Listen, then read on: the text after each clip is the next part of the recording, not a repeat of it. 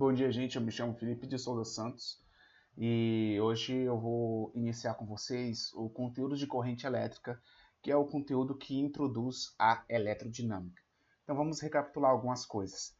A gente estudou até então a eletrostática. Então, o que estudava a eletrostática? Era apenas os elétrons, que é o protagonista, né, dos nossos estudos, em repouso. Então, por exemplo, nós tínhamos o elétron, ou as partículas, né, positivas e negativas. O elétron com um próton. E a gente observou, a gente estudou, né, no colégio, que essas partículas elas se atraem, certo? Só que e sai do negativo para o positivo. Só que é o seguinte, eles estavam parados, eles não estavam se movimentando. E a partir de hoje a gente vai começar a estudar esses elétrons em movimento, como que eles se comportam, como que o átomo se comporta, o que acontece quando esses elétrons está em movimento. Então vamos analisar o seguinte, nós temos o núcleo do átomo, né? Eu vou desenhar só uma esfera aqui maciça representando o núcleo, prótons e nêutrons. Então essa daqui é a representação do átomo e o núcleo, prótons e nêutrons, e na eletrosfera nós temos os elétrons. O que vai acontecer quando eu possuir uma corrente elétrica? Os elétrons da minha eletrosfera, eles vão se movimentar.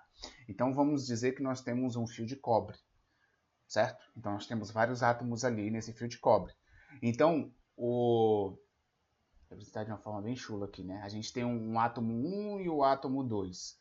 Então a gente tem um elétron do cobre 1 e ele vai passando para o outro cobre. Então a corrente elétrica é justamente isso, são elétrons em movimento. É o elétron que vai de um átomo para o outro, só que é algo contínuo, né? É algo... O cobre ele não fica sem o seu último elétron. Só que é o seguinte, professor, são todos os elétrons que saem do cobre e vai para o outro? Obviamente não. Por quê? Porque na corrente elétrica a gente vai estar trabalhando com os elétrons. E existe uma característica dos átomos que é a seguinte. Quanto mais próximo eu estou do meu núcleo, os elétrons eles estão mais ligados com com o núcleo do átomo. Então, se vocês observarem bem, a gente estuda um conteúdo na química que é sobre a camada de valência, ok? Então, a gente tem a camada KLMNOP, eu acho que vai até a letra P, tá? O que vai estar se movimentando no meu átomo, o elétron que vai estar se movimentando, é o elétron da última camada, certo? Só que se a gente for analisar a camada de valência, a gente vai ver que, por exemplo, a letra K, se eu não me engano, me permite só 2 elétrons. 2 elétrons. A L é 4 elétrons. 4LM. 8 elétrons. MN.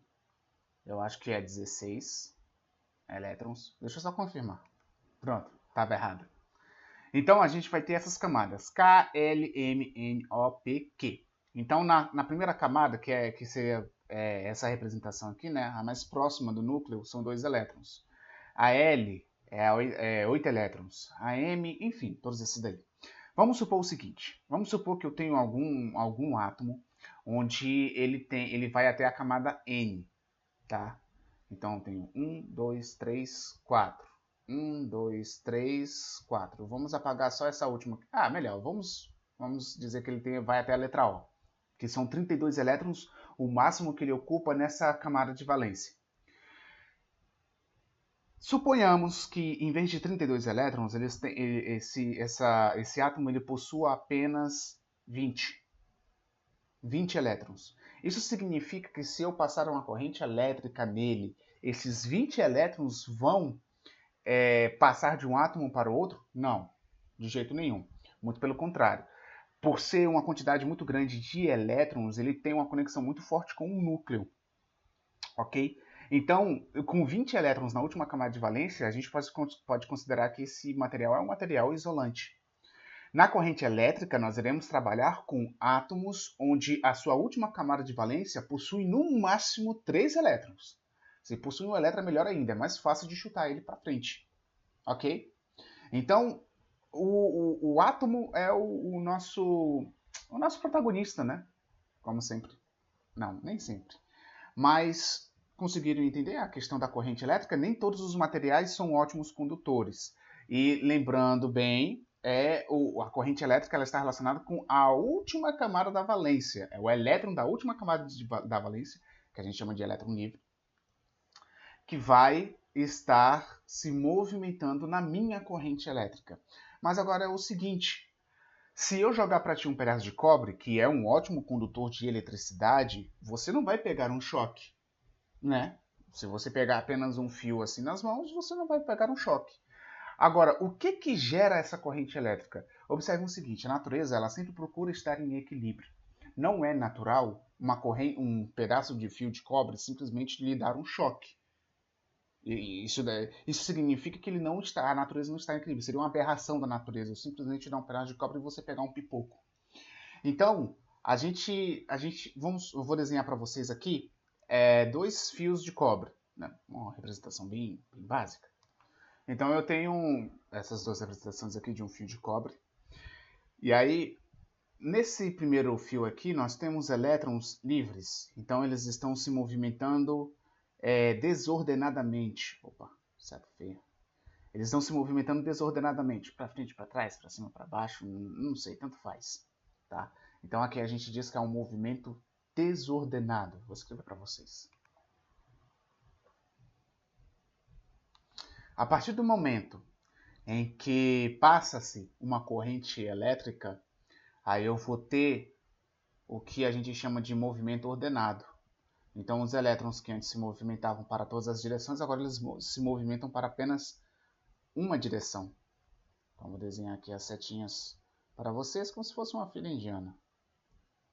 Então, tudo aqui negativo. Só que é o seguinte, eu acabei de falar para vocês que a natureza ela sempre procura estar em equilíbrio. O que motiva os elétrons, o que força os elétrons a seguirem esse movimento ordenado? Aí a gente tem algo chamado de diferença de potencial. A diferença de potencial a gente pode observar em várias tecnologias do nosso dia a dia. Uma delas é a pilha. Vocês observaram que a pilha ela tem uma parte positiva, vou colocar uma negativa aqui, uma parte positiva e uma parte negativa. Aquilo dali é uma diferença de potencial. Então, eu vou explicar daqui a pouco para vocês como é que funciona a questão da pilha e de um circuito elétrico. O que faz com que gere uma corrente elétrica é essa diferença de potencial, fazendo com que os meus elétrons partam de uma parte de uma região e vai até a outra. Vocês se lembram que em eletrostática a gente estuda que os opostos se atraem? Eu acho que eu desenho aqui. Enfim, eu acho que eu não desenho. Os opostos eles se atraem. Polos diferentes, né? Eles acabam se atraindo. Então, positivo aqui. Então, aqui na nossa representação, os elétrons eles saem da região negativa da minha região negativa e vai para a minha região positiva. Por quê? Porque os iguais se repelem, então o negativo com o negativo vai se repelir. Só que como é uma partícula negativa, ela vai ser atraída pela positiva, ok? Então esse daqui, quando nós temos a corrente elétrica, a gente diz que é um movimento ordenado dos elétrons. Eu desenhei aqui um circuito simples para vocês, para a gente conseguir entender uma outra característica dos nossos estudos. Então vamos dizer o seguinte, nós temos uma pilha e eu tenho um fio de cobre preso, né, a essas 2 extremidades dessa pilha. No que eu tenho esse fio de cobre, eu vou possuir uma corrente elétrica. Tá? Então todos os elétrons desse meu fio aqui, eles vão se alinhar no movimento ordenado. Então na pilha a gente tem essa região aqui, né, onde tem esse relevo de região positiva, e essa daqui uma região negativa, aquela parte reta. Então, convencionalmente, nós dizemos que a direção da corrente elétrica sai do positivo e vai para o negativo. Mas, professor, você acabou de falar que sai do negativo e vai para o positivo, e não o contrário. Não vai do positivo para o negativo. Então, quando a gente descobriu essas propriedades de atração dos elétrons com os prótons,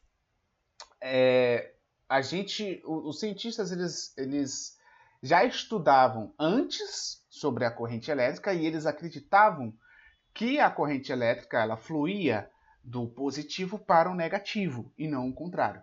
Então, quando nós descobrimos essa propriedade, todo mundo já utilizava esse conceito, que ela sai do positivo para o negativo.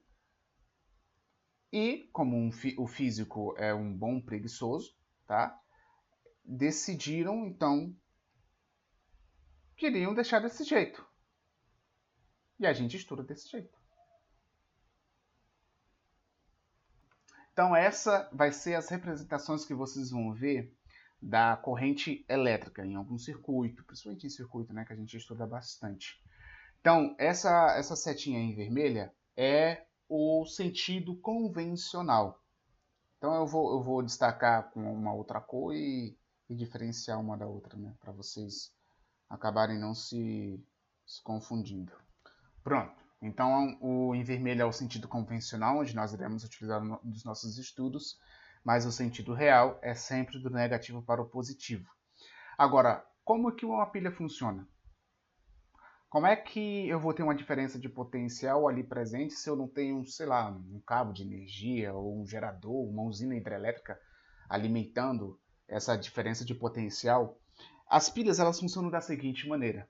Aqui em cima, nessa região positiva, eu vou ter uma substância química que recebe elétrons, tá? A gente chama isso daqui de cátodo, ou dependendo da literatura, de cátodo. Eu acho feio falar cátodo, mas é cátodo. Então o cátodo ele tem essa propriedade de receber elétrons. Pronto. Então o cátodo ele recebe elétrons e essa parte negativa aqui é produzida por uma outra substância química, né, algum elemento químico, onde ele onde ele perde elétrons. Então observa o seguinte: se eu conecto esse fio de cobre no positivo com o negativo, eu possuo uma corrente elétrica que vai funcionar da seguinte maneira: os elétrons do cobre eles repelem, né, a parte negativa ou alguns elétrons dessa substância química, ela também entra na corrente elétrica, e aí a parte positiva ela acaba atraindo esses elétrons, então ele recebe esses elétrons, e a gente tem uma corrente elétrica. Mas o que tem no meio dele? No meio dessa pilha aqui, geralmente a gente possui uma substância química que consegue manter essa diferença de potencial. Aí do que é feita substância química já não é a pauta da nossa aula de hoje, ok? Essa parte negativa nós chamamos de anodo ou de...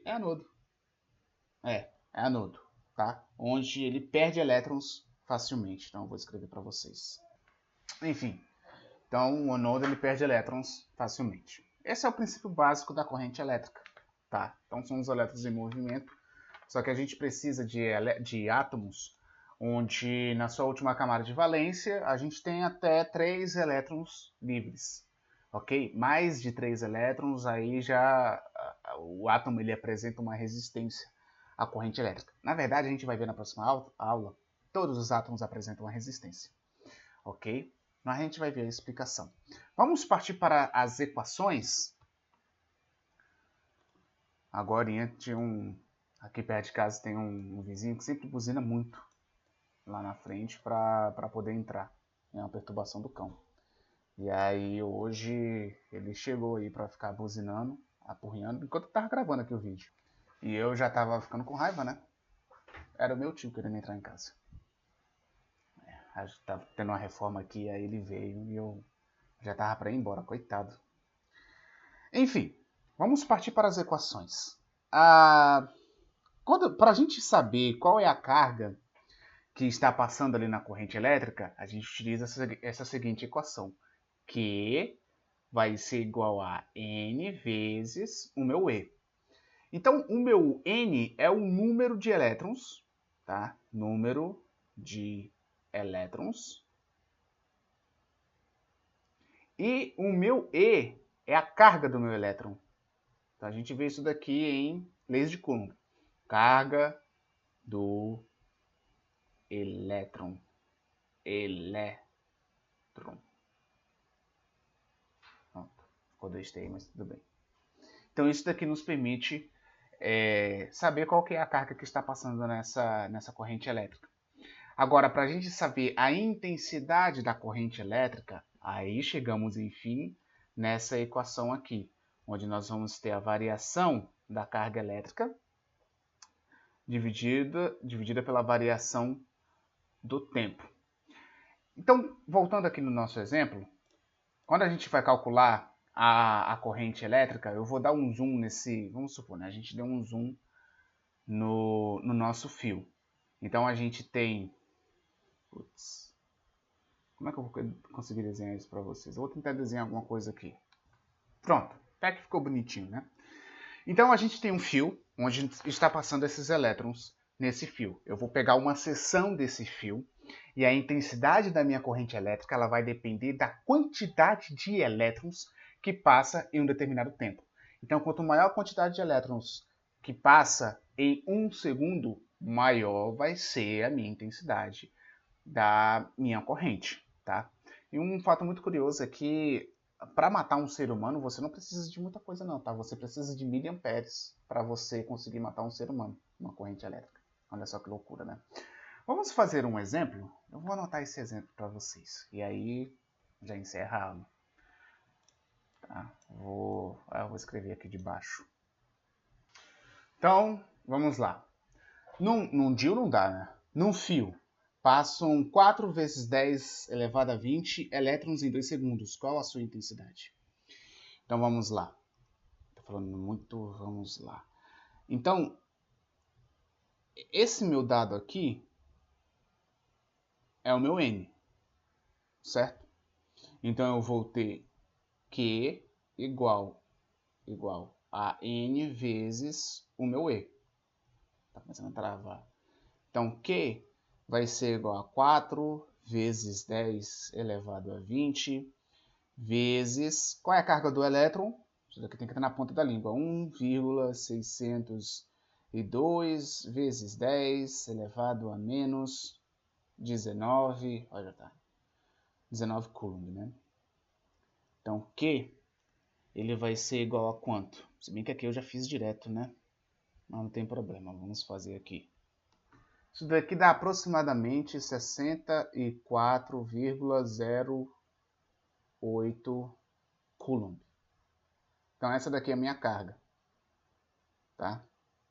Então, agora eu vou calcular a minha intensidade. Eu vou dividir esse valor aqui por 2. Qual que é a equação? I é igual a Q sobre delta T.